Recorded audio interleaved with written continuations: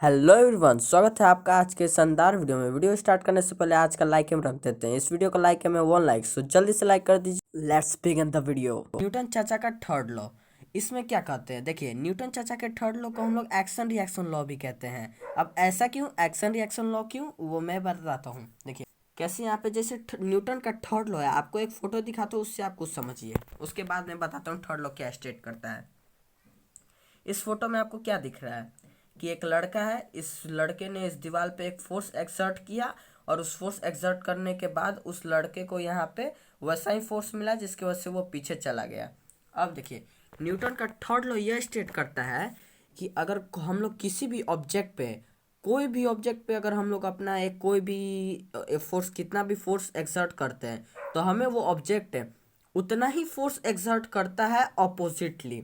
जैसे मान लीजिए कि आप जैसे किसी दीवार पे एक मुक्का मार रहे हैं, तो जितना आपका फोर्स होगा उस अपने मुक्के का, उतना ही फोर्स से वो भी दीवार हम लोग पे वो एक्सर्ट करेगा।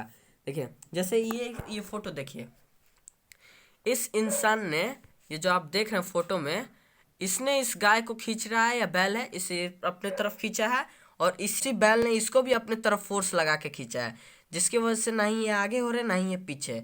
अब समझिए, वही होता है एक्शन रिएक्शन लॉ। अभी भी नहीं समझ में आ रहा है तो रुकिए, आपको समझाते हैं कैसे। अब जैसे मतलब आप कभी देखे होंगे कि कहीं से भी अगर बंदूक की गोली चलती है, तो जैसे हम लोग मान लीजिए राइफल है, राइफल से हम लोग बंदूक की गोली निकालते हैं, मतलब फायर करते हैं, तो फायर करने के बाद हम लोग पे एक टाइप का फोर्स लगता है जिसके वजह से हम लोग हल्का पीछे जाते हैं। वो ऐसा क्यों होता है, अब आप लोग खुद सोचिए। देखिए, क्योंकि वो इस पे ये एक्शन रिएक्शन वाला लॉ लागू होता है।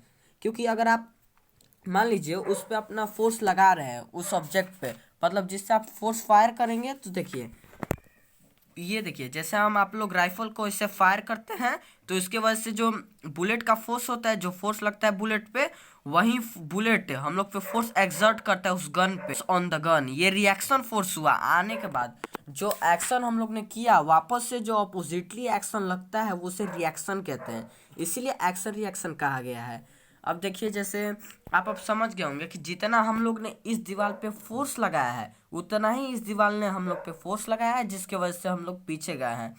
अब कुछ जैसे कि एक और एग्जांपल ले लेते हैं।